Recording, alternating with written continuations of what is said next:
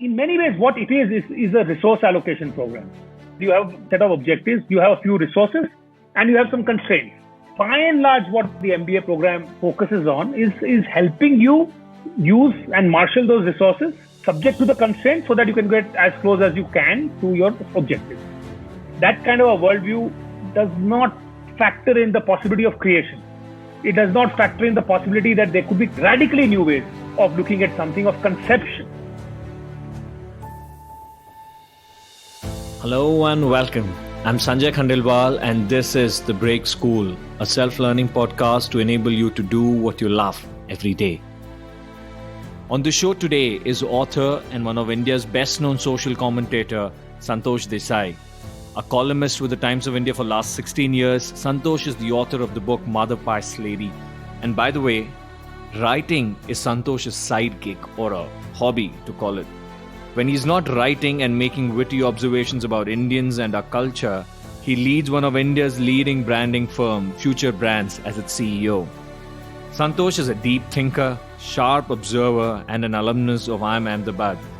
On the show today, we majorly discuss about three things. Number one, limitations of an MBA education. What does an MBA class not teach you, and why is it extremely important to learn that? Two, how to develop original perspectives on issues that matter to you or you're curious about by asking simple questions repeatedly. And finally, we discuss his thoughts on what constitutes meaningful work. You can find the list of all the questions with their timestamps in the show notes section of the episode. And if you have any questions or you love the episode, please share your thoughts on Twitter, LinkedIn, or any platform that you use, and please tag The Break School. It will help more people do what they love every day. Now, on to the conversation. Presenting Santosh Desai.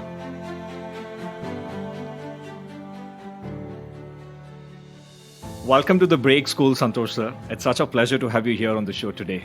The pleasure is mine, friends. Thank you for having me. Thank you for coming down, sir. You just told me sometime back that you moved to the hills for a while just because of the lockdown and to work out from there. I'm just curious, how different is the summer for you there from the baking heat of Delhi and Gurgaon? Yeah, without wanting to make anyone too envious, I have to say that it's one big difference. Like, it's just the weather, of course, and the views. And I just came here about 4 or 5 days ago. Mm-hmm. So the situation back in Gurgaon is clear in my head, and the difference is stark. And does the change in place also have some kind of impact on your creative process of writing or ideas about branding that you are mostly involved in? Not really. I cannot. I mean, I know that is in fact, was the reason why. Part of the reason when I was thinking of having a home in the hills. Mm-hmm. Part of the reason was the fact that I imagined that it would be somehow better for the creative process of thinking. Right. And it is good for thinking. I can't say it isn't. But it's not as if one sees a qualitative difference in the kind of ideas or the kind of work. In the setting does not seem to make the kind of difference that I thought it would. So I can't say that there's that big a difference. Right. But sir, I'm just going to go back here a little bit to your origin days of starting to write and becoming a marketeer. So you started your career as a marketer. How did you end up picking up writing? Was this, again, an accident, a random flow of incidents, or more of a conscious choice that you picked up? No, it was an accident. I mean, I in my mind, I thought that I had this fantasy that I could perhaps write if pushed to it. And I remember having made a couple of attempts earlier in my career to write stuff, but there was nothing really. I mean, as it is, to drum up the motivation to write something without any assurance of any kind of, it seeing the light of day in any way. Mm-hmm. I mean, there was no internet then. So correct. There were no platforms. So nothing happened. So I did no writing. Mm-hmm. And the whole writing thing came about largely because I gave a talk somewhere I think it was on comparative culture. Mm-hmm. And I think in the audience was this person from the Economic Times, the journalist and a writer, in fact, Vikram Doctor, who writes this wonderful column on food and other subjects. Okay. So he heard me and he thought that there was material there or whatever that I could probably contribute a what was called an occasional series in the brand equity, which talked about the cultural aspects of consumption. Okay. And that turned out to be about an 8 or 9 article kind of a series spread over a few months. So it was not a fixed periodicity; it just came once every few weeks. So that was the first foray. On that basis, actually, it was the generosity of one other person. In fact, my ex-boss, Rahul Kansal, who was then heading brand for Times of India, and he sort of, in fact, championed the cause of the idea of a column. It was meant to be a column about the city, so that's why the name City City Bang Bang, Okay. and about life in the city, etc. So it was meant to be a short-term kind of a gig. I mean, you churn out a few columns, and that's the end of that. And it just didn't stop. It kind of just it A didn't stop. B kind of expanded the ambit in terms of the subjects to pretty much what I wanted. And I think partly because it was not on the edit pages, which were the kind of which is the coveted real estate in newspapers, Mm-hmm. and it came on the city pages, is the reason why perhaps I have been allowed to kind of carry on unmolested for I think now 16 years. So it's been a while since I've so that was my primary writing, and after which, of course, and along with that, of course, I was doing writing for other kind of publications, which over the years has reduced. But yeah, so that's the story of how I got into writing.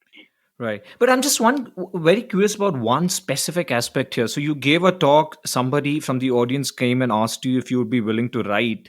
My understanding is at this point, everybody has the self-doubt that am I really the person who should be doing this or should be writing this or should I really write? Am I good enough? Did you have any of those thoughts before you actually agreed to write? No, not really. Because of the fact that he picked up on something that I was already doing.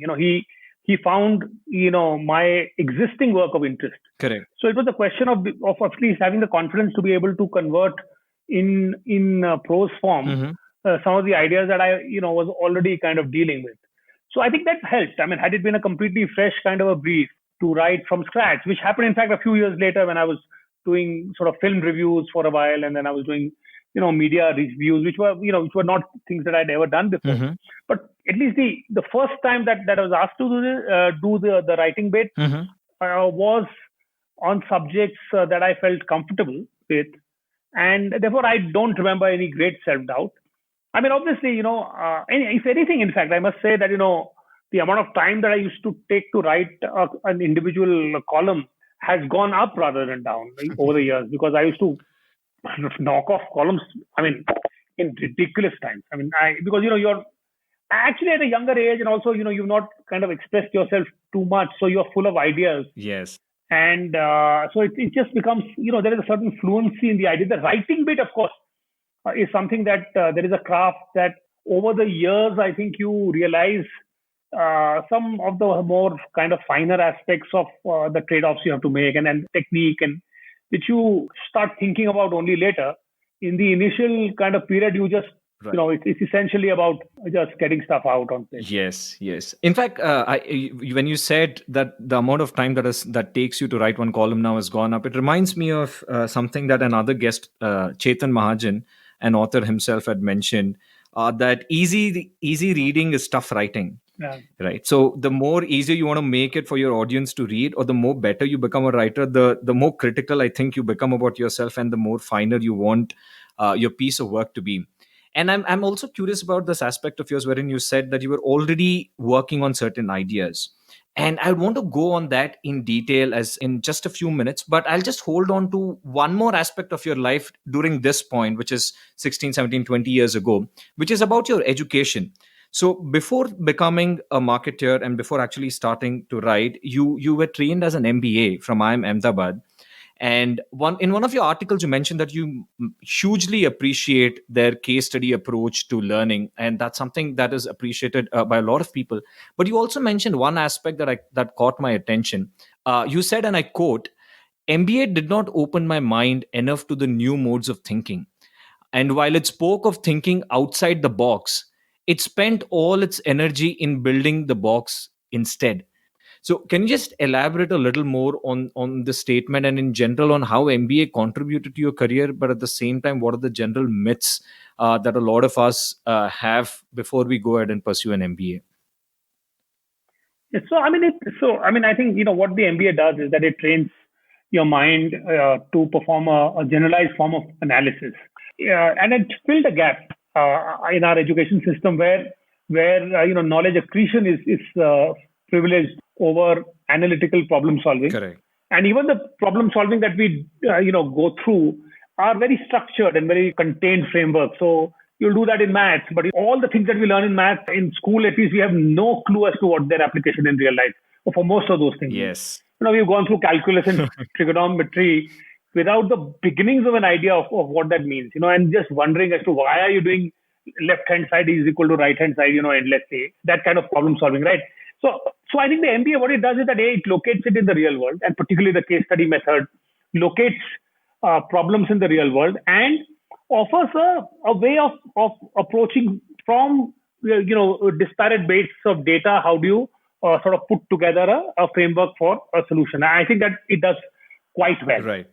The problem is that because in many ways what it is a resource allocation program. Okay. What I mean by that is the fact that you have a set of objectives, you have a few resources, and you have some constraints. Correct. And by and large, what the MBA program focuses on is helping you use and marshal those resources subject to the constraints so that you can get as close as you can to your objectives. Okay. Which is very useful in real life, but which is also very limiting, because that kind of a worldview does not factor in the possibility of creation. It does not factor in the possibility that there could be radically new ways of looking at something, of conception, because you are starting with what you have and working within that. So in fact, it is very determinedly it operates within the box. Okay. And also because it is, it does not open you out to some of the other softer kind of aspects of the world. For instance, it does not, the understanding of society and how society operates and how collectives operate is very rudimentary. Design and how, which again is about conception, is and the orientation towards design or design thinking is totally absent.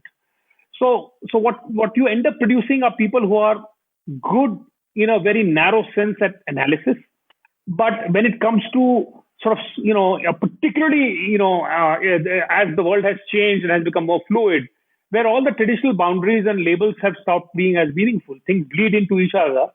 The MBA's worldview, which is based on little separate boxes of things with certitude and stability, I think though that worldview itself, I think becomes severely limiting. And I think that, to my mind, is my disappointment with the MBA program today. I love the generalized problem solving, but if it were applied and it opened up much more than what it currently does, I think it would then become valuable. Today, I think it's a little dated. Right. There are quite a few points that you mentioned here that I'd want to go into a little detail. But one aspect that you just mentioned about the certain limiting factors that MBA has, are you talking about that being there even today, or you think that is changing as we see MBA programs right now, even in IIMs and ISBs? It is changing, but very slowly and nowhere near as fully as it should. And this is the tragedy. You take some of the brightest people that the world has to offer, and you sort of convert them into conventional thinkers. Yes. And obviously, that is a generalized statement. It doesn't mean that there haven't been brilliantly creative and innovative MBAs. Absolutely. They certainly have. But the program itself does not necessarily sort of push you in that direction. Right. There have been attempts to open it out, but I still feel that it's nowhere near the kind of a program that is needed for today's world. I think the MBA is not really offering that. And if you were to look at, say, for instance, so many of the new startups, and if you look at the energy, that is propelling the world today, but not. I mean, there are of course you have the B school kind of types also. Yes. But there are lots of people without degrees at all, or engineers, or people from other kind of disciplines who don't seem to need an MBA to do really well. Right. And when you mention that MBAs, for example, have certain conventional way of approaching a problem and solving the problem while being within the boundaries rather than actually going out of the boundary and making connection with different disciplines, Going a step back, what do you think is holding the institutes from actually trying to bring about this change? I know changes don't come easily in organizations which are old, but specifically in the context of, let's say, IIMs, what holds back from actually accepting the fact that we need to change the way we are approaching this problem? Well, a couple of things. One is their own reputation, and therefore this great sense of self-belief, which I would say that sometimes borders on smugness. Okay. So the incentive to change is low because you think, very highly of yourself, because the world thinks very highly of you. Correct. And the world thinks very highly of you, not because of what you're teaching people, but because of the fact that you're getting them fat salaries. Yes. And you're getting them fat salaries because the employers are trusting your selection method more than your teaching method. So the problem is that, this is a system that is a self-enclosed and self-perpetuating kind of a system. So there isn't that much incentive to change. One. Two, I think it's true, and I want to be careful here because I don't think that is really the heart of the problem. Is that there is also, because you have, faculty very often that is steeped in a certain way of thinking. And even if you try and stay current, modes of thinking are not easy to change. I mean, content is still relatively sort of easy to adapt to, but modes of thinking are not that easy to change. Correct. I mean, I don't want to, I think there are some wonderful faculty with a lot of experience and gray hair. I think I would not like to equate age with the inability to keep pace. But in an overall sense, it does make a difference because the modes of thinking, when they change dramatically, unless we have people who are sort of current, there is a danger of falling back. Right. And another aspect that you mentioned while you just spoke about this is in our country, we value knowledge accretion more over general actually being able to absorb the knowledge and act on it.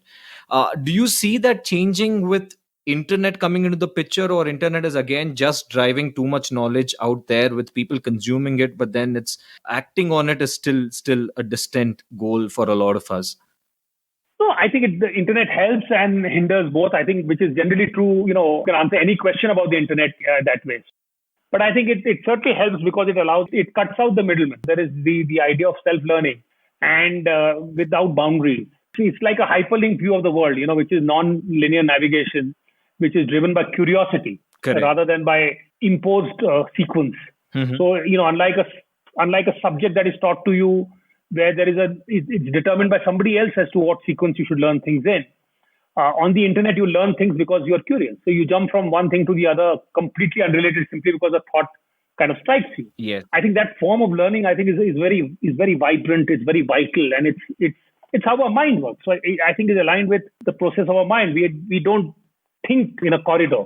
Correct. We are constantly jumping in our heads from one kind of a subject to the other.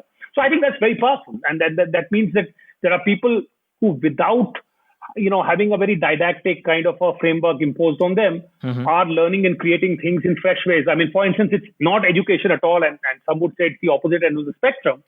But when I look at TikTok and I see some of the creativity on TikTok, and it is amazing because there are unschooled, without any resources, you have people being able to weave narratives about themselves in ways that are so innovative and fresh.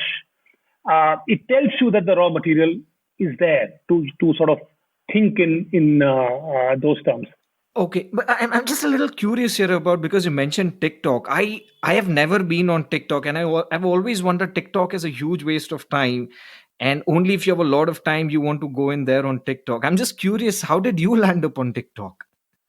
The power of the internet is the fact that it democratizes so many things. Correct. And the fact that if one has an open mind and the fact that there is something to learn in everything, right? There is something to observe in everything. So as someone who wants to keep abreast of what is happening, what is moving people, and if there is something that is popular, it is worth understanding. It doesn't matter. My judgment on whether it is good or bad, or it is intelligent or not, is not the point. Whereas even if I was to apply that judgment, I'm a big fan of TikTok because, I mean, obviously there's some trash on it. There is some, that is true for, I mean, the internet is full of it. Twitter is a cesspool. But TikTok has a certain raw energy, a certain raw creativity, a certain, there's a set of people here who've never had access to any platform. A lot of the people who, in fact, they're being heard for the first time, and they're being heard not And with the wonderful thing about TikTok, as against other social media platforms, is that it is so full of joy. Okay. You know, it is not bitter. It is not full of recriminations. Those things. It's just about everyday life and finding little vignettes of everyday life. And here there are people, you know, who get noticed for doing some of the most ordinary things, and they get catapulted into a form of celebrityhood, which was otherwise accessible only to the film stars of the world, and very few people. I mean, I think the urban cities, yeah. it's a revolution of a kind, and I think anyone interested in making sense of what is happening in the country, I think would be well advised. If they don't enjoy it, if purely as an educational kind of a experience, then so be it. But I would say that it is well worth spending. I mean, you don't have to spend lots of time. You can spend an hour a week, you know, while you're waiting for things. I mean, come on. I mean, we are all busy, but we all also at the same time, hand on heart, if you had to say how many hours in a day we while away doing things that we should not be doing, that number would be uncomfortably large for virtually everyone. I mean, you might as well spend it on TikTok, if not Twitter. Yeah, I mean, at least get a sense of something new. If so many people are finding it interesting, right, then surely you must figure out why, what makes it so. Yes, but I'm still, maybe I'm just looking at it in a more conventional sense. But I'm thinking, okay, internet has democratized things, right, and it has given people access to have some kind of visibility. Does it necessarily lead to betterment of life? My limited worldview, I don't understand this, but maybe you will know better on how does it really contribute to lives of people who are actually creating content? Does it make them feel better? Well, assuredly, meaning there are some people who make a living out of it. If you were to look at the number of people who, again, if you want to look at it through a business kind of a framework, the number of categories that get opened out thanks to people generating content. So, for instance, if you look at, say, categories like fashion or beauty, or cooking, for that matter, the number of people who feel compelled to share what they know, right, with the rest of the world, and the number of people who are trying to figure this out, are able to absorb from content from people like themselves. I think that's the key, right? I mean, so if a fashion company is, or a beauty company is telling you how to apply makeup, you know, you have these fancy models speaking in an accent that most people find inaccessible, correct, telling you things that seem completely of another world. And here you have someone who looks like your next door neighbor come and actually explain to you in your terms as to what you need to do. Right. It's not just consumption, but this is equally true of, say, in terms of career help and the kind of content that you have, say, on YouTube, which are the number of people who are helping you very specifically with different aspects of your career and learning. It's a staggering sort of a number. So I think just as I can argue how terrible the internet has been for society, and I would argue that because in a lot of ways, you know, it has made us angry, bitter, unhappy, in fragmented attention, forever sort of waiting for something, other than what is happening. You're always wanting to be somewhere else instead of being where you are here. Yes. Because there's something else, that is always happening. So there are any number of things that the internet has enabled which are, I think, damaging. But not to acknowledge the fact that, the empowerment. I mean, just imagine the kind of power that you have in your hands today with a smartphone, particularly if you earlier were from a place that was remote, where, you had no access to, and no exposure to almost anything beyond your very narrow kind of a sphere. Right. And here you are connected with everything in the world. You are at the center of your universe. It's a heady feeling, and it allows people to aspire, and it gives them some means to realize some of those aspirations, not all of them. Yes. And not for everybody, but it does give you a hope that, that it's possible. Correct. And a general boost in self-esteem as well. In terms of feeling that you can create absolutely something. You can create something, the fact that you matter. Yes. Right. That's what the phone is telling you, that you decide. You don't like it, you move on to something else. Nobody else is telling you how to lead your life, what to like, what you are allowed to see, what you cannot see, what you must earn your right to see. None of those things. Yes. You and the world, and there is no mediation in, that is a filter of any kind. Correct. And now that you've mentioned so much about TikTok, I might as well go check it out after our conversation from an educational perspective, at least. But just to draw back our point back to where we started in terms of MBA. So the third big issue is the idea of creation, right? And in a different article, you mentioned again about management education, and you said, and I'm just going to quote, management education gives you little help if you want to create something. If you reach to the level of order, it can help you reach to the level of order from disorder, but falls short if you want to reach from order to creation. It does not teach you synthetic thinking, but advocates disparate thinking. Can you elaborate a little more on this difference between synthetic thinking and disparate thinking?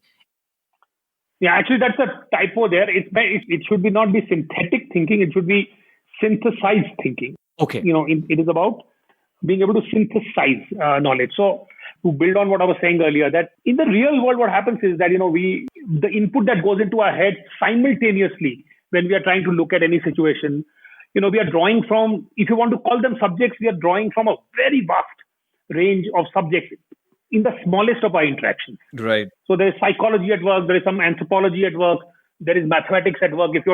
Even if a simple transaction at a shop involves some aspects that are multidisciplinary, because we are just drawing. We don't call them those things. We don't call it anthropology.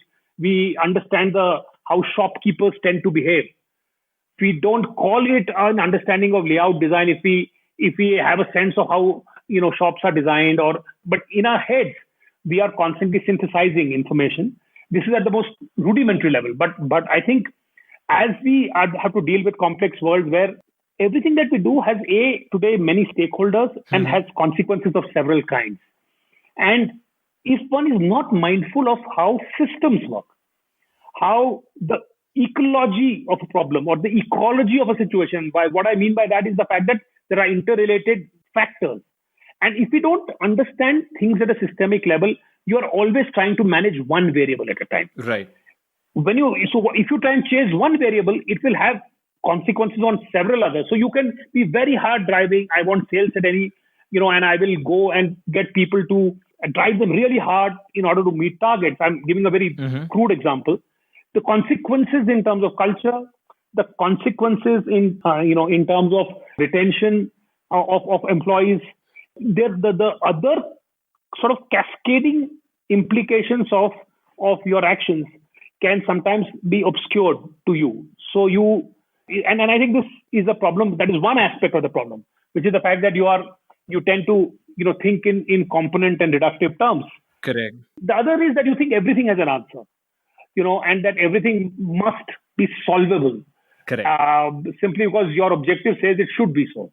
In the real world, not everything is solvable. And third, how do you start from nothing and build something? Because there you are leaping into the unknown. Yes. The traditional MBA program is always starting with the known. Correct. This is what I have. This is what I want.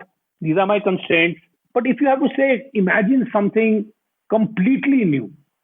Right. How do you go about it? And I think this is something where the MBA mode of thinking is of very little use to you. And I think that's where, the creation comes out of tapping into your influences, into your memories, into observations, into some reading you may have done.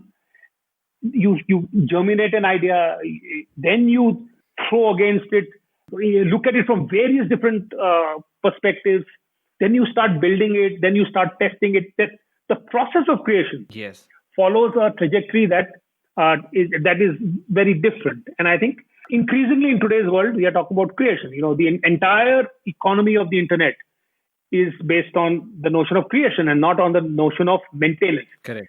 And what the world needed in the 20th century were managers. Managers, again, as the word says, is your copers. You manage things. Correct. What we now need are creators. Managers are easy to come by. They are replaceable.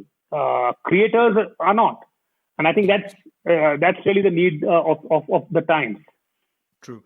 A few things here from what you mentioned. So firstly, are you, when you say synthesizing thinking and disparate thinking, are you hinting at system thinking and analytical thinking, the two modes of thinking? Yeah. So one is even the system thinking includes everything, but it sees interrelationships and B, it sees the effect of time. Right. Both of these it is able to factor in.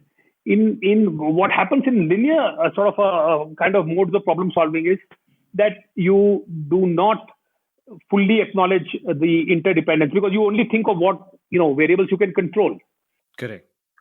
So which is the reason why when you try and apply, say, an MBA framework to trying to solve a complex social problem, that's where you find that it always, because you are not able to account for how an activist may react to something, or how the government and the bureaucracy may either enable or disable what you are trying to do.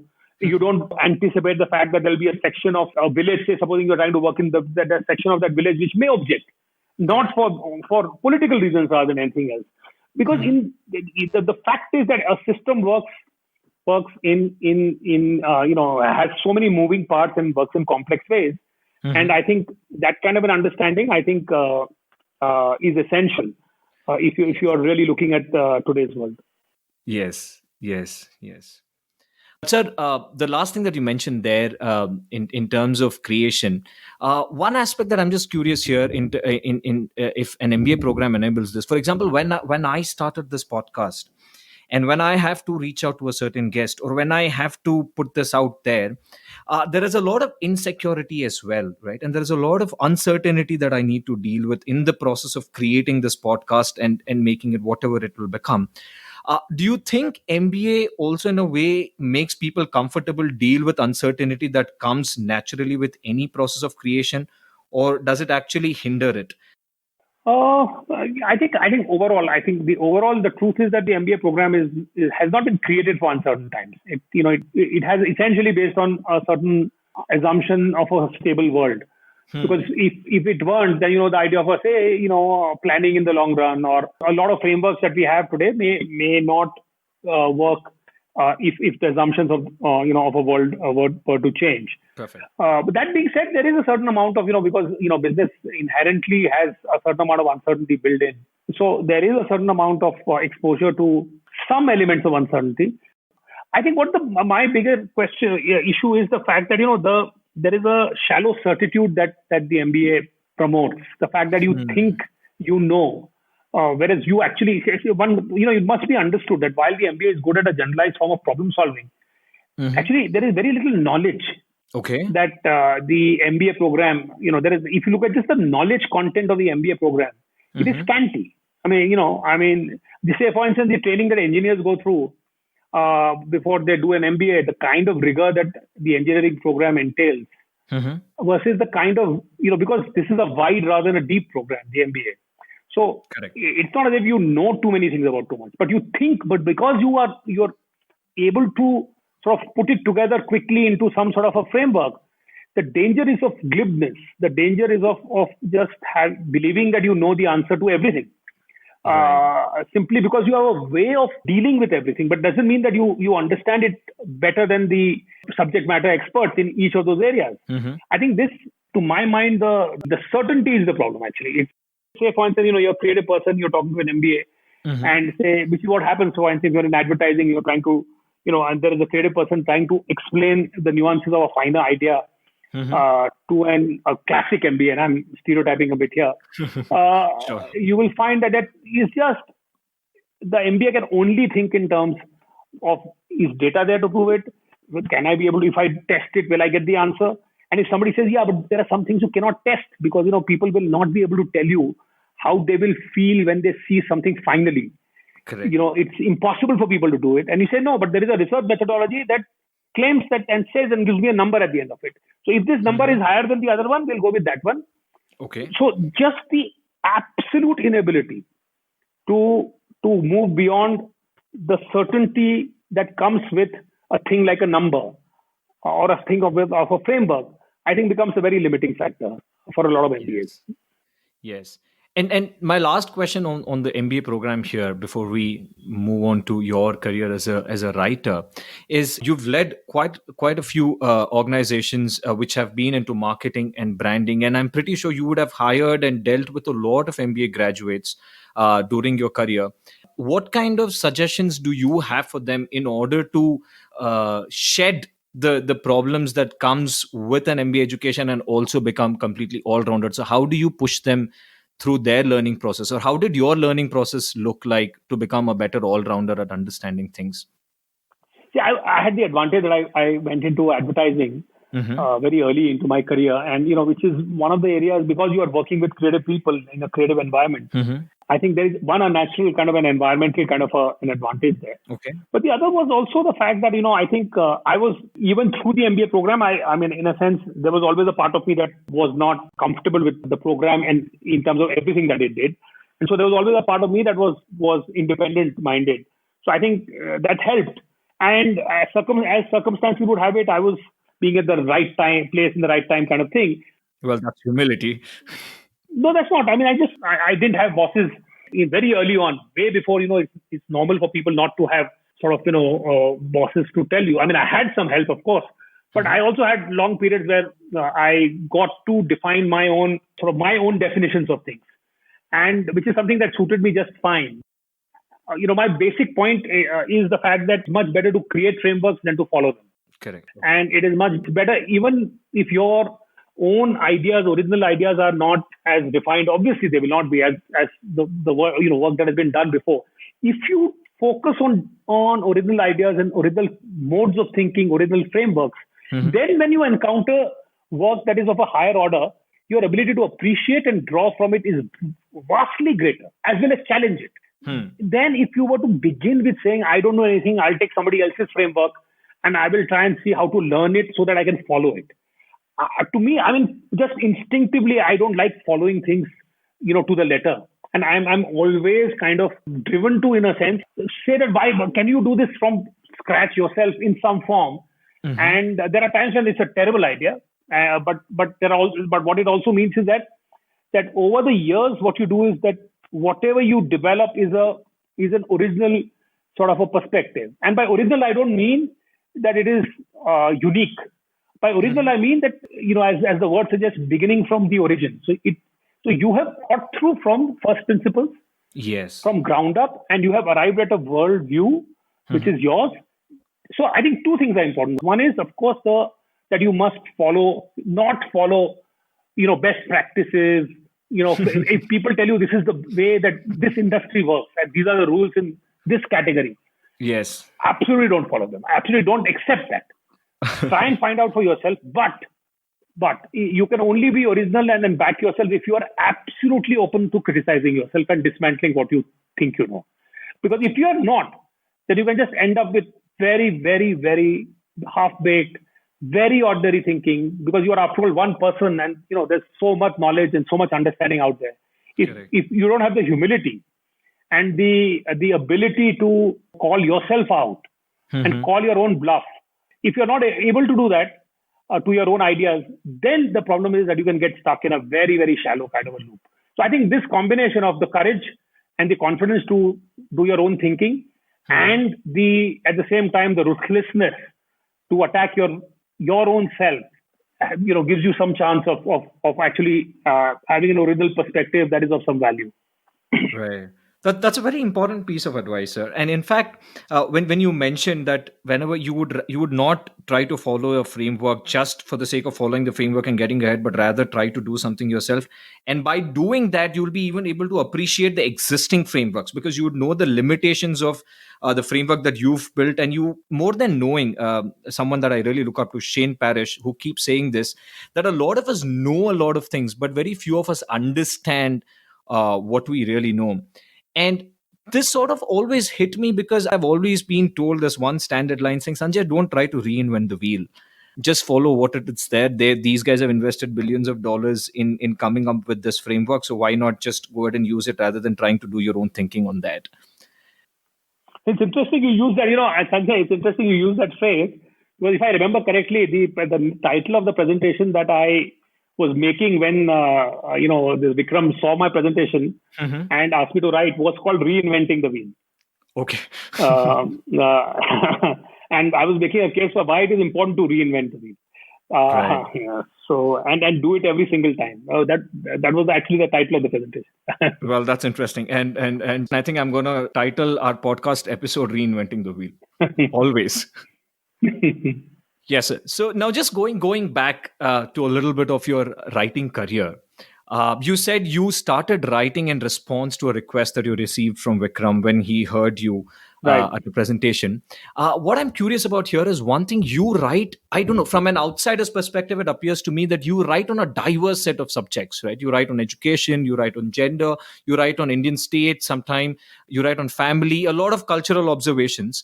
To a layman like me, it seems like, okay, if I have to write on any of these topics, I have to gain a lot of background knowledge before I can actually put these observations out and also feel confident that I can put these observations out in the public domain. I am curious here about you. Did you did Are these just observations, or you've actually acquired a lot of background knowledge to make sense of these observations? That's a good question. I can't say. I mean, I'm certainly not somebody who knows, a tremendous amount about each of these subjects. I mean, I've read reasonably widely, so I mean, I have a sense of all these subjects. But because I don't write so descriptively, I don't write about things as much as I write about why things are the way they are. How are they being viewed by people, and how are people seeing things? So instead of what the thing is, it is about how it gets perceived, how it gets received, how do people interact with something. So partly my writing is about that. And of course, it reflects the fact that I'm interested in all those subjects. So, I mean, this is the reason why I write about them. But it is part of a generalist's kind of a worldview. Correct. But what I would like to think of it is what, as a deep generalist rather than a shallow general. But if you're thinking about things in terms of principles, then you find that a lot of subjects converge. So if you're not looking at how things manifest themselves, but what are the underlying structures? And so underlying structures of thought, it is relatively easy to move from, say, politics to markets to sport. I mean, because when you try and attempt a structural understanding, you're not writing a treatise on specific theories of anybody or on, you're not. You are actually just trying to understand the essence of some questions that are at the heart of those subjects. And in any case, that's what interests me. Right. In fact, my problem is the fact that although I would have read reasonably widely, I retain very little information. So so immediately after I say a historical kind of a book of, say, the Boer War or whatever, I mean, I may have read the book, but if a week later somebody asked me about details of it, I would have very little retention of the details. But naturally, the only thing perhaps is there a structural point there? That is of interest to me. I, in fact, tend to very easily lose specific knowledge. What I seem to retain is more the underlying sort of principle or structure. Right. This is a bit interesting here. So because you've written on, let's say, cultural aspect of the country, or started writing film reviews, and then on sports. And as you just mentioned, that understanding the structural aspects of these things is important. Can you elaborate a little more on this? What do you mean when you say understanding the structural aspects of issues or questions that you're exploring? Oh, so for instance, we're looking at politics. So there are some form of writing which will talk about who's coming to power, what are the kind of games being played between two parties, and so fired a first salvo, but this was, so what you are doing, you are describing events and you are making sense of events in a certain sense. The structural understanding is to say, what is at work here? Is it a conflict between notions of patronage and democratization, say? Okay. Is it so? What at its heart? What is this really about? So it is not the cladding of that problem. The things that the structure comes. It comes to us in the form of a lot of specific stuff. But at its heart, what is this issue? So, for instance, I find, so what is, say, an issue like terrorism? What is terrorism? To me, is a far more interesting question than even a question like how do you repel terrorist attacks, or how do you, to me, the fundamental question of whether it is politics, whether it is consumption, whether it is making sense of something that you see in your everyday life. So for instance, when I've written a lots of stuff on things like, say, sugarcane juice and remembering sugarcane juice. But the interesting thing to me is the fact that what makes sugarcane juice special to us? What is it about? What is the structure? So for instance, the structure of sugarcane, which is what, say, for instance, it looks like a stick. So it's actually how you extract the sweetest and the sugar cane sweet juice sweetness is very different from other sweetnesses. Mm-hmm. There is a certain almost ambrosial quality about that sweetness, and it comes from things that look like wood. Okay. And it comes as a result of putting the wood in a crusher through brute force. You are extracting something so beautiful and vital from something that it looks so ordinary. When you expect sweetness in something, there is a certain external appearance that is corresponding. You look at an apple, you look at an orange, you look at grapes. They are beautiful, enticing objects. They are meant to draw you. Sugarcane juice is the sugarcane is deceptive, and so the idea of when you connect it to the a hardy life, and in an earlier time when I was a child, our reward for walking in the sun and in a non-air conditioned world would be a glass of sugarcane juice, and the specialness of something beautiful in a world that was quite hard and rough. I think mirroring with the idea of the structure of the sugarcane itself. That's what I find interesting. So I mean, it's in finding why are things the way they are. Right. So when you say structural thinking, are you saying basically going to the first principle again and identifying underlying principles that are powering these situations that you see at a surface level? Yes. So what you see at the surface versus what is at work, and to ask questions that normally are not asked. So for instance, structurally, what is the difference between frying something and boiling something or roasting something? What is the meaning of roasting?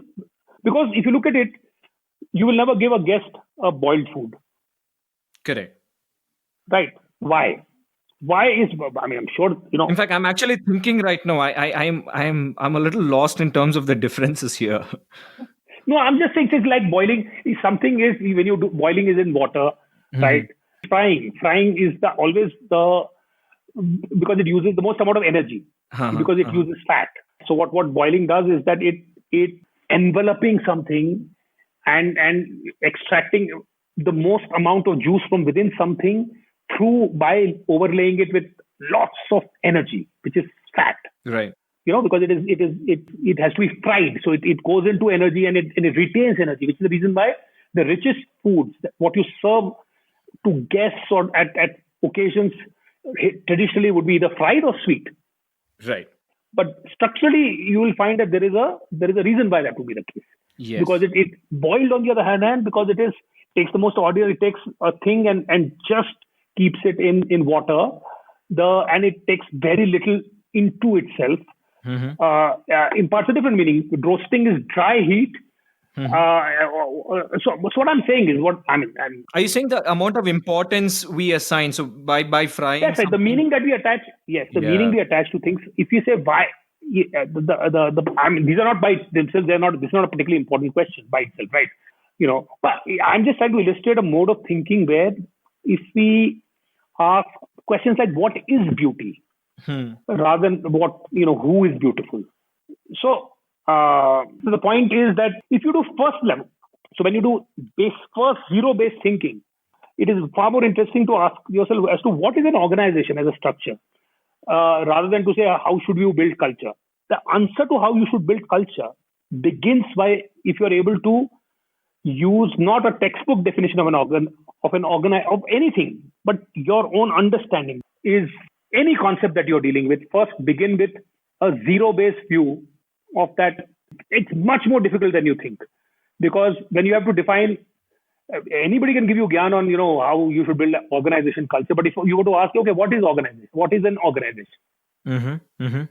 Not that easy. It's a very complex system. Yeah. Yes. But so once, let's say you asked this obvious question, for example, you mentioned about beauty or you mentioned about terrorism. You asked, what is terrorism? I know there is no structured process here as such in place, but I'm still trying to delve a little deeper in terms of how you go about your journey of taking this question to your observation and to your understanding. So once you've asked what is terrorism, what is the next step for you? So for instance, if you say what is terrorism, so how do you answer this question first? Okay, so you look at things around it. So it's interesting that terrorism creates so much fear. But if you were to look at the number of people who have died through acts of terrorism and locate it and map it against the history of conflict in the world, it's a tiny, ridiculous number. more people die by far out of traffic accidents in this country than they die of terrorism, by far, by like many orders of magnitude, right? And yet, terrorism, a few thousand, 9/11 is a few thousand people. The World War is more than a few million people, right? But why is it that 9/11 changed the world, and a military conflict taking place in between two countries very often is just news only in those two countries? Correct. So what terrorism is actually what it does is a very microscopic amount of violence which is randomized, Yes. which creates widespread fear. So what you're doing is very homeopathic violence, which creates a very large amount of fear. And the fear is achieved by virtue of the fact that you are willing to bet your life. So the reason why the suicide bomber makes us helpless is because civilization has been founded on the assumption that you value your life and I value my life. Correct. And so we will be rational up beyond a point because, eventually you will not do anything that will endanger you. Right. What a terrorist does, particularly a suicide bomber does, is that he shatters that assumption. Idea. Yes. And he renders you helpless. What is the worst you can do? You can kill that person. But he wants to kill himself. Yes. And increasingly, in the earlier time, terrorists had demands. So even there was a reciprocity you understood. I understand negotiation. I understand transactions. You want this and you are holding this for ransom. Today's terrorist has no demands.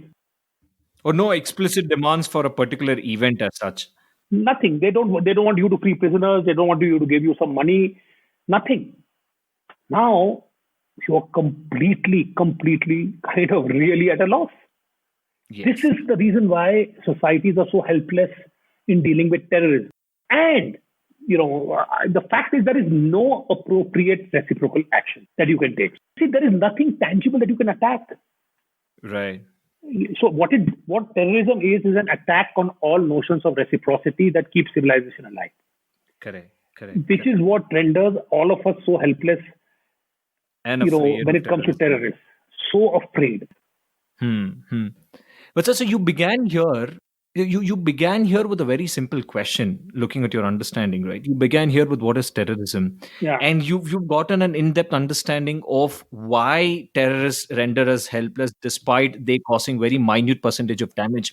Yeah. Now, what interests me is how did this understanding come about? Was it by asking more and more questions? By just following questions. Yeah. So that's what. Yes. Yeah, it's a good question. And, by saying that, okay, firstly, when you ask this question of what is terrorism and why is it so effective, you are now trying to explain that, right? So what you look at is, firstly, by looking at throwing it against another form of conflict, which is war, and saying, what is the difference between war and terrorism? Looking at saying, okay, what causes fear? And then say, okay, it's randomness that causes fear. The fact that you could be next. Why is it random? So essentially what we are trying to discern here is the design principle of terrorism. Right. You're thinking of terrorism as a design object. And you are trying to discern what is the design principle and why it works. In a design, what you look at is, of course, the motivation of the person behind it, the effects it produces. So why did 9/11, with only 3,000 people, produce this kind of fear? So you say, okay, it's because of the widespreadness of fear, because of somebody very powerful whose self-image is of somebody, the most powerful nation in the world. Correct. In a way, it saw it coming. It saw the thing and there was nothing you could do about it. It's about that sense of utter helplessness that you felt. And the fact that when you attacked Iraq, so if you play out the 9/11 thing, you start thinking in structural terms, saying, what is at work here? Why did the US need to attack Iraq, even though on very flimsy evidence? Did they need a scapegoat or something? They needed to do something. They're helpless. They could not be helpless. They were the most powerful nation in the world. Correct. They couldn't sit on their backsides and allow a bunch of terrorists to do this to them and go without any symbolic punishment.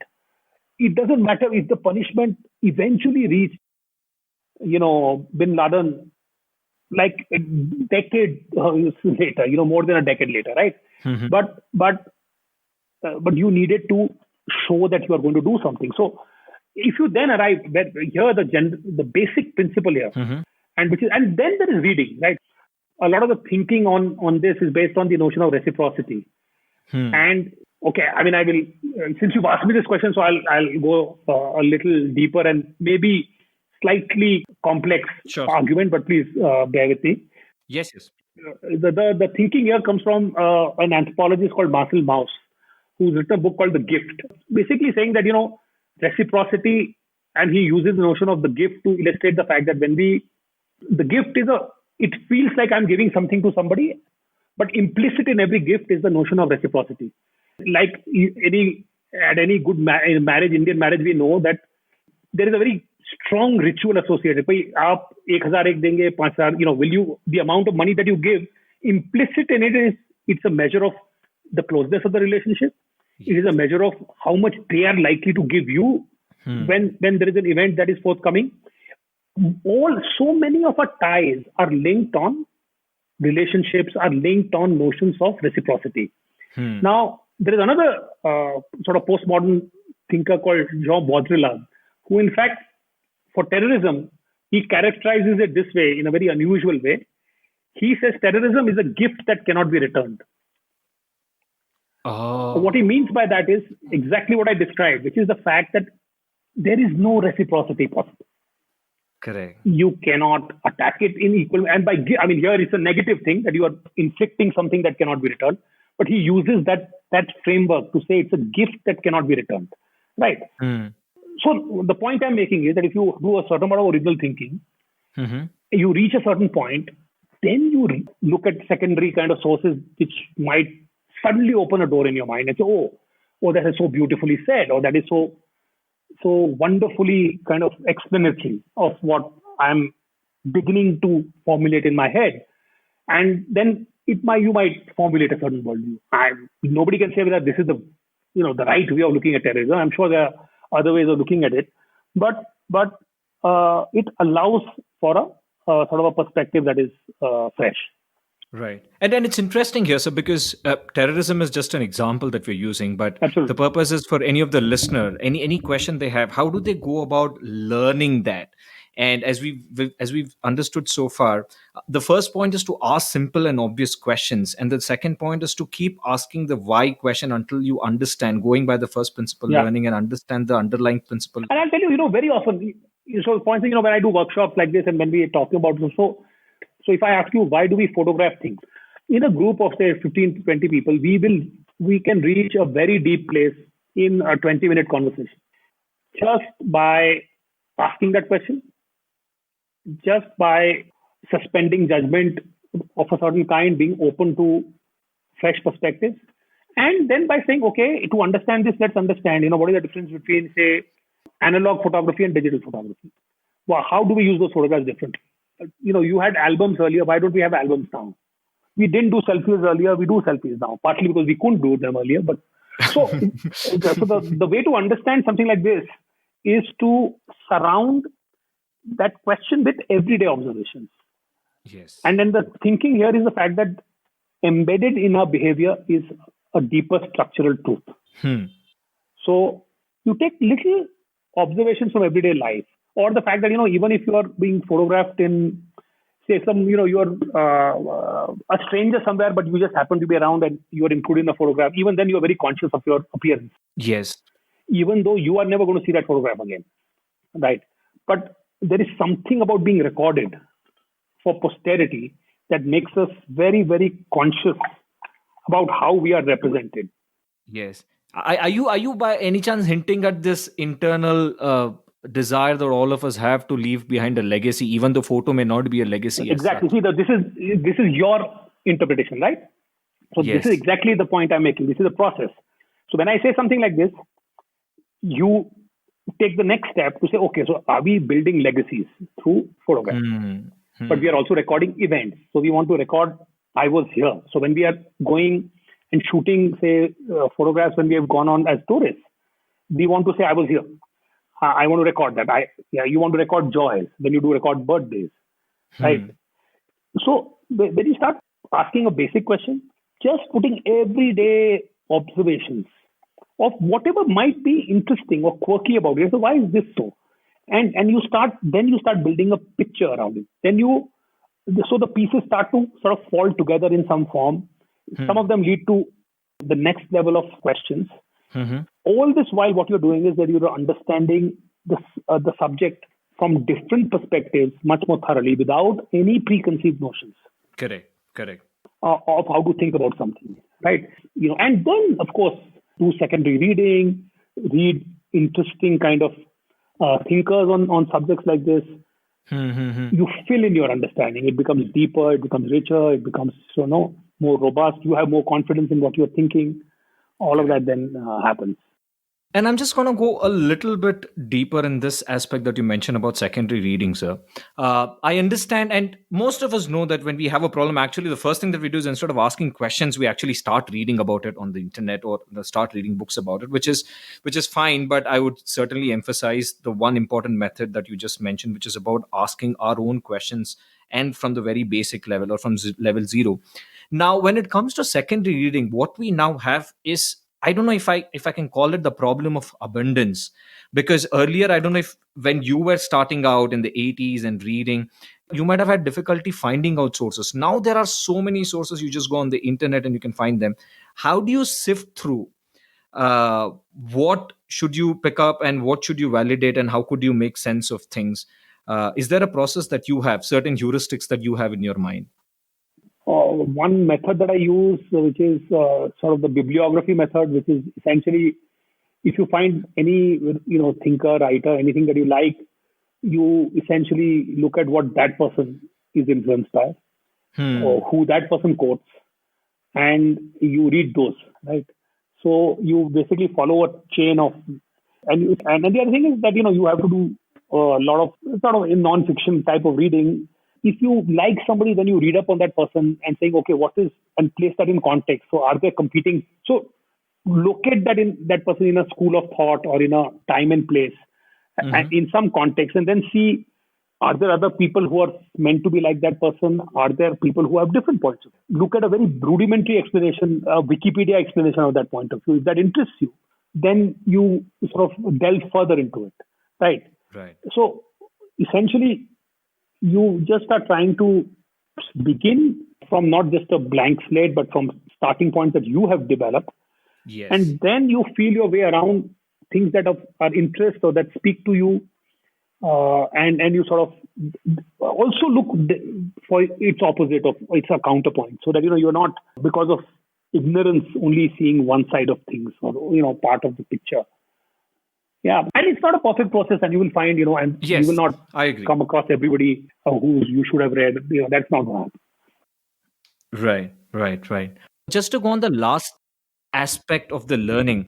So one is asking questions, building your own learning through your simple, obvious questions, referring to secondary sources, which I also assume is also talking to a few people who may be deeply involved in that field. But lastly, the last point is something that you mentioned in the very beginning, which was being willing to critique your own idea or your own thoughts or your own points, because maybe we run the risk of becoming too dogmatic by just being too involved in just what we've created. So how does your process of critiquing what you've come up with look like? You send it out to people, you discuss it with a few set of people, and then again revise it? No, I don't send it out to people. One of the things is that when you write, or there is a great amount of insecurity in the act of writing, and I'm always dissatisfied with what I write. Actually, I never read myself in print. Maybe the safety of years later I might, but I never read myself in print. Okay. So I don't even read if I've been quoted in an article. I don't even read that in print. I'm curious why. I'm always afraid that I will find flaws and I will not be happy with my output. And there are so many times when I send off something and I'm deeply unhappy with what I've done, not in any specific way, but just the sense that I didn't do justice to this. And one of the pitfalls of being a weekly columnist is the fact that very often you're writing a column while you're traveling, while in the middle of other work, presentations, meetings. But I'm my own kind of a very, very harsh critic. Okay. And even when it comes to say, the work in a professional sense, the idea of always having a parallel eye out for what this is not. Meaning, what have I done is fine, but what this misses. And I'm pragmatic enough to know that, you cannot max it every time. The search for absolute perfection is paralyzed. And so, very often you let something go while knowing that this has flaws. But it's very important to know those flaws, because Correct. otherwise you delude yourself. And in fact, in a general sense, I think it's a very healthy thing to have lots of self-doubt and insecurity, and be uncomfortable with what you do and not too happy with what you do, because that keeps you real. I think that keeps you real. Yes, yes, yes. So, one of the things that I really firmly believe in terms of going through the process of learning, that mastering something really involves practicing certain simple ideas repeatedly over a period of time and then building those blocks into something that we'll call mastery. In your process of writing, are there certain simple ideas that you've learned over a period of time that has helped you in your process of writing, apart from the learning process that we discussed about? See, the thing about what makes for a column or a piece of writing, because particularly if you're writing short essays, I think one of the things that is important to figure out is that what makes for an essay and what does not. Mm-hmm. I think that's the first kind of a thing. When you choose a subject and you decide whether this is worth going through with. And my sort of a standard for that is always whether I feel I have something fresh to say on it. Right. Something that and it's not about saying that, this is a subject that is in vogue, so I must write about it. It's not about the fact that this is topical. So yes, topicality helps. That becomes, you certainly ask yourself, okay, this is a topical subject. Do I have anything meaningful or anything which I am excited by, or at least I think has some value to say about this? Because if I'm only going to generally mouth, generalities, or say things that have been said, then it doesn't make for, it's not legitimately a subject that I should follow or I should follow through with, right? Correct. So I think, and with time, I think you sort of figure out what translates into subject worthy of writing and what may just be something that you're interested in, but doesn't translate into something that you can capture. Sometimes the subject is too vast. Sometimes your ideas are too ill-formed. Sometimes it's elusive. And even though you think you can do it, it's to put it together and to sort of for it to come together is sometimes a problem. So there are many reasons why something doesn't coalesce into an opportunity for writing. To me, that is the first kind of a question that one encounters. Right, right. So one of the things that I just want to ask you, because you've been working in the marketing space for such a long time, from the branding aspect. Now, our purpose here at the Break School is to enable individuals find something that they would love to do, and do it full time and make a living out of that. Now, making a living certainly involves finding clients, finding people who may be willing to pay for your work. Now, as far as that is concerned, a lot of people may not be good at marketing, branding, and they may not even have access to the kind of resources that organizations have. Going back to the ideas of fundamentals, are there any fundamental ideas about branding or marketing that you think any individual needs to understand in order to put their work out in an efficient manner? Yeah, see, essentially what you're trying to do is that you're looking, what does branding do? It looks at what you're doing from the other person's perspective. And you're trying to say that, okay, from the other person, they are looking for things to add value to their life. They are, looking for things that add meaning to their life. And you, on the other hand, are creating something from your perspective. And, you are driven by your motivations. You have your own background and context that you come from. Now, Correct. What happens typically is that there is a gap very often between these two views, these two frames of reference. People are looking at it from one perspective, you are looking at it from another, right? And just as we discussed in terms of the reader's expectations and the writer's expectations. Right. So a marketing / sort of a branding view of the world essentially begins with saying, how do I make sense to you? How do I add value to your life? And how do I look at what I have to give from your perspective and make it more meaningful in terms that you relate to? So essentially you step outside from your own. What happens is that we see the world so much from our own lenses that our ability to see the world from somebody else's vantage point and then look at our own selves through that person's perspective is Correct. low. Not just in terms of marketing or branding, but in everyday life, in interactions with friends. We have expectations of people, but we don't know in turn how they might be seeing us or how they might be viewing our actions or words. Often the cause of so much misunderstanding, so many gaps that come. I think essentially in a conceptual sense, at the very basic level, that's what marketing and branding does. What branding does is actually saying, let me add a specific kind of meaning to, it could be to a product, it could be to a service. So a brand is a specific set of meanings that is added to a product that makes you see it, value it. It makes it closer to you and aligns it with my needs and my motivations, as well as do so in a distinctive way.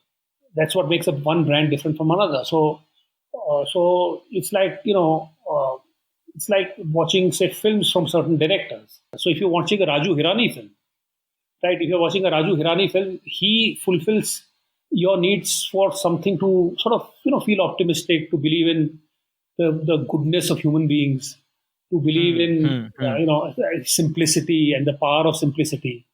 So at a time when there is so much cynicism and there is that there is people have a need for that. So there is an alignment between my need as a viewer and his brand of filmmaking, Right. which is a particular kind of very human storytelling, which is a combination of humor and lots of elements that all seamlessly come together in some form, right? Correct. That is what.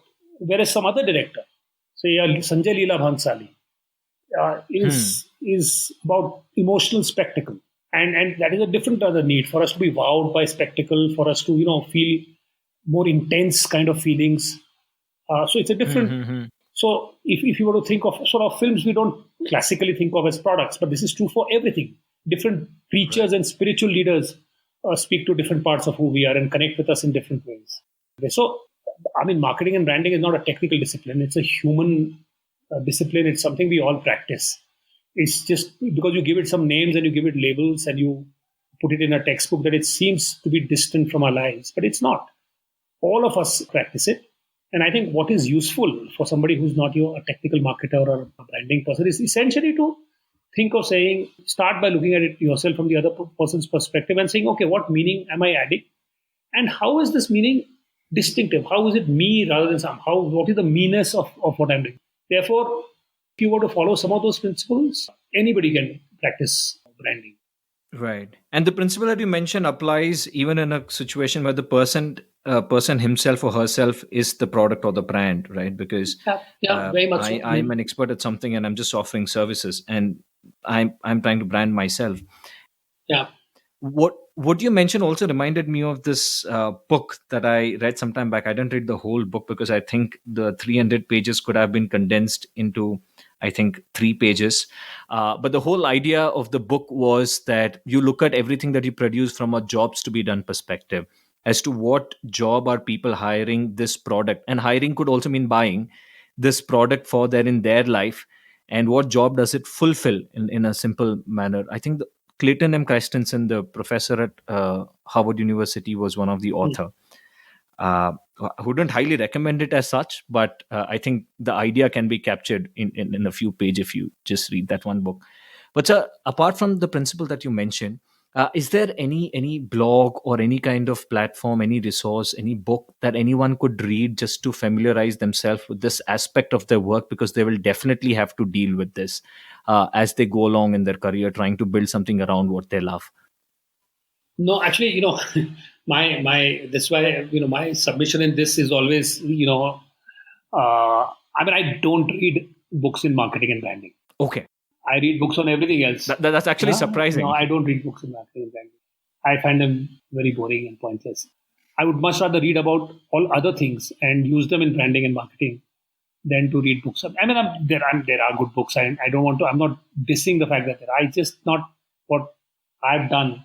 Because you study in an MBA school, what you will study is something like Philip Kotler, And the Yes. world's worst things to read are textbooks. I mean, they are the positively the most kind of dreary, pointless things to read. I mean, if you want to put somebody off a subject for life, you make them read a textbook. Give them a textbook. Yeah. So I'm certainly not going to recommend. Fair enough. So one of the things that I would like to know about your work is you've been leading organizations for quite a few years, and is my guess right when I say you deal with a lot of creative people as much as you deal with a lot of analytical people? Yes, I mean over the years, yes. Yes. So one of the things that I want to understand is what do you think makes work meaningful for a lot of people who you're leading, for example? Because let's say, as you said, to create managers meant a lot of made sense in the last century because a lot of people would get into an organization and grow through that organization. But now the mobility between organization has increased a lot, and it is easier for people to move from one organization to another. So what really holds people in one organization, and what have you seen from your experience as a leader of a certain organization? No, I think to my mind, the thing that is most important, particularly in organizations that deal with ideas, is to create an original way of thinking, to have a certain system of belief that people want to be part of, to have enough room for individuals to be able to develop in their own ways, to accommodate and encourage interests outside work, to have confidence and let people and treat them as adults. You don't look over their shoulder. I mean, let them be, let them develop, let them speak in their own voice, let them and I think the most important thing, just as when you join an organization, the organization expects something of you. Mm-hmm. To my mind, the promise that the organizations I have been part of, we've always made to people is that you will grow not just as a professional but as a human being, as a person, as a person with ideas. So our promise to the person is you will think differently. You will think in a richer way, after spending time here. And that's not because the organization has some great fund of knowledge, only because of the fact that everybody around you comes with the same motivations. To me, the people that we look for and want to work with are people who have some questions in their head. If you are searching for things, if you have questions in your head, and then the job must help you in some form, or give you room, or help you directly help answer some of those questions and develop new questions. So I think if we are able to think of people coming in as we are stops on their intellectual journey, and we are places that actually further their intellectual growth, apart from the more material aspects of growth. Yes. To my mind, my at least understanding is that is the kind of thing that keeps people engaged, excited for much longer periods of time than the usual team building things and motivational speeches and incentives. I'm not a great believer in financial incentives.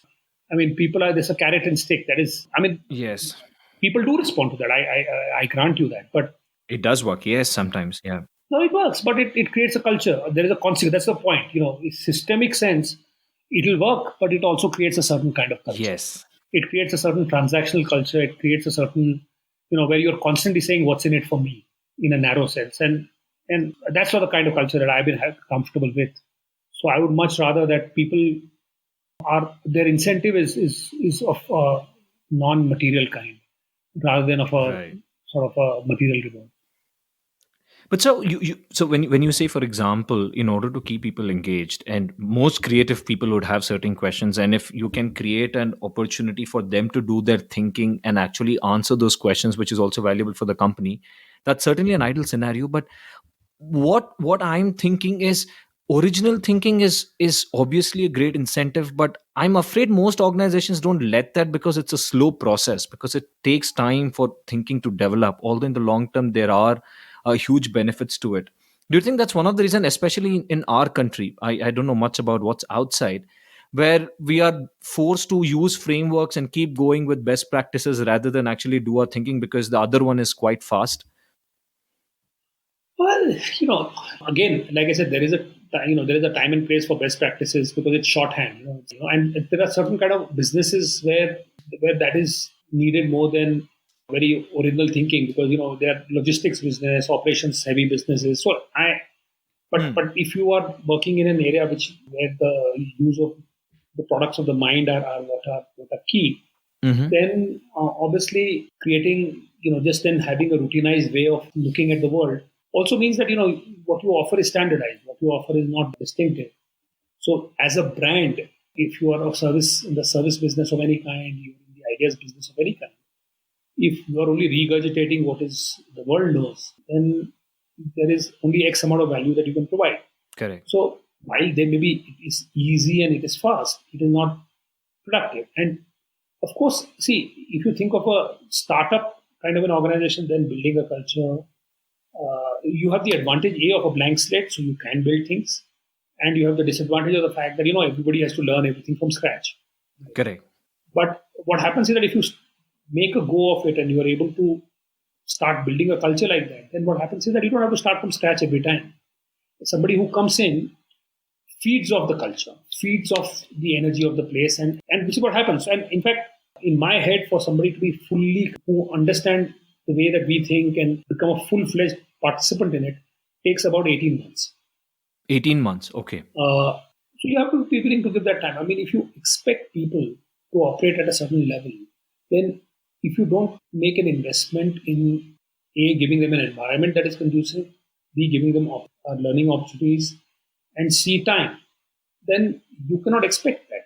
They will be able to provide standardized solutions from day one, but they will not be able to operate in sync with your way of thinking eventually. Yes, because in the long term, it does make a difference as far as acquiring and bringing in creative people to work with you are concerned. Because one of the things that, as we were just discussing, is the mobility has gone up. So it is somewhere I feel there is a lot of burden on the organization also to do a lot in order to retain people who are always buzzing with energy and creativity and thought. And of course, over a period of time, develop that ability to execute and not just come up with ideas. One thought here, sir. Yeah. Please go. Yes, sir. Yes, sir. Go ahead. No, I was just saying that this if you try and manage things like mobility as a variable on its own, the solutions you will come up with will always be some form of material reward. Some part of you'll give them a title, you'll give them money, you'll give an international trip. It will be a constant set of rewards, to hold people back. Yes. Whereas if you think of it really from the other end, to say that if you create a culture that people want to belong to, that people feel proud to be part of, that people feel excited to be part of, because they are able to do work that they are not able to do elsewhere. Because creative people have a lot of pride, creative strategy people, in the quality of the work that they do. And if you are able to offer them an environment that does all of that while taking care of their material needs, even if you are not, trying to reward them every single time, that's a much, more kind of a sustainable way of dealing with it, rather than constantly worrying about. And the other thing is that as part of this, that if somebody wants to go, you just let them go, because that gives the signal that anybody who goes. In fact, in our company, we celebrate people's going. It's like, for us, nobody really leaves. We just value the time that they've spent with us, but they are always welcome. They're always part of all our parties, all our celebrations. And also to accept the fact people will have other ambitions. Correct. You may not be able to fulfill every ambition, and there's nothing wrong if young people want to get an experience in a certain sector, work 3 years, and then they either go for studies, they want to do something. One must celebrate that. I mean, if you think of employee retention as a form of, it's the mental model is of a trap. How do we kind of keep them here? Let things go. I mean, if you let people go, and if you let them and celebrate it and be happy for them and genuinely be happy for them and wish them the very best, help them in any way that you can, then you create an environment where everybody knows that you are here voluntarily and you're here because you want to be. That's interesting, sir. And as you said, with young people here, do you think with the advent of internet and with the advent of people teaching and actually offering services online, more and more young people who are more creative and who are also interested in mastering certain aspects would want to work as individuals rather than always working as part of big organizations that used to be maybe a decade ago? I think that's a global kind of movement of a kind. And I mean, I'm from a generation where came from an insecure background, and therefore the idea of permanent job and a good company and benefits and were all important. Today's generation, is much more confident in their ability to find a work for themselves, make a living. They have confidence that they can calibrate their lives, what they're working and what they're earning. It also helps that, a lot of people have parents who don't have a problem about helping out whenever needed. Was that a problem with you? No, not. I mean, I came from a generation that was not never the expectation. That was simply out of the question. You come from a middle class background. Everybody kind of survives from monthly salary to monthly salary. So the moment you educated, and although the IIM was nowhere near as expensive as it is today, even so, I mean, that was a hell of a lot of money. So having the least that you could do is to look after yourself afterwards. But I think today there is a much greater sense of confidence. There's an ease. There's you're able to prioritize your own needs quite a lot, and therefore I think lots of people would want to have the independence to work on their own terms at their own pace. And there's a reason why the gig economy is picking up. Because it is aligning with a lot of needs of emerging generations. Right. That was a long and interesting conversation with you, sir. I'm extremely grateful for you to have come down and had this conversation. If anyone would like to reach out to you or talk to you, is there any way they can do so? Yeah, you have my mail ID. Right. Reach out to me on my mail. Okay. Thank you so much, sir. Thank you so much. Thank you, Sanjay. I enjoyed that. Thank you. So that was Santosh Desai. My 3 big takeaways from this conversation were: number 1, developing original perspectives. As Santosh mentioned, developing an original perspective doesn't mean developing a unique perspective. It doesn't mean you try to find something that does not exist right now. It basically means that you gain fundamental understanding of issues or problem that you're trying to solve. Very often, in order to save time, what we do is we use templates and quick hacks, which is fine as Santosh mentioned. For example, if your computer is not working, you just need 5 quick ways to fix your computer rather than learn how computer works from scratch. However, when it comes to subjects you're deeply interested in or subjects that your livelihood depends on, then just gaining a superficial understanding and using templates doesn't help. When you do your own thinking, when you ask simple questions and compare your ideas with other alternatives, you not only develop a deeper understanding of the problem, but also begin to see the limitations and utility of existing templates or solutions. Lesson 2, importance of thinking by first principle. One of the ways to develop original perspective is doing the first principle thinking. Now, it is just a mode of thinking where you constantly ask the why question until you reach a stage where there is no underlying why. For example, why would you listen to the Break School podcast? Let's say because you want to learn how to do what you love and make a living out of it. But why is it important to do what you love? Because you spend 9 to 10 hours a day doing some kind of activity to earn a living. So if you're going to spend almost 70% of your lifetime, this is ignoring the time you sleep, on some kind of activity, isn't it important that you love and enjoy what you do? But then, why is it important to enjoy what you do? Because otherwise, you're constantly stressed, you don't feel the motivation to get better, you seek superficial and harmful ways to gain pleasure, and most importantly, you're not happy. But then, why is it important to be happy? Well, I leave you with that question to probe further. I've also shared an article on the first principle by Farnam Street in the show notes section. Please do check out if you're more curious and interested. The third learning, second order thinking. Second order thinking is when you don't just look at the immediate consequences of your action, but you also try to look at the chain reaction that those consequences will cause. As discussed in the episode, monetary incentives, for example, in organizations do work. People at individual level do respond to it. But in the long term, it creates a culture where everything becomes transactional, where people begin to hoard work and where internal competition supersedes collaboration, which is extremely crucial to produce good work. To develop second order thinking, you have to stop viewing your actions in isolation and look at the entire system you're operating in. I hope you learned something from this conversation. If you know someone who could benefit from this conversation, please do share this episode with them. I'll see you next week, again with the story of another pathbreaker, another expert who could help us do what we love every day. Until then, do what you love every day.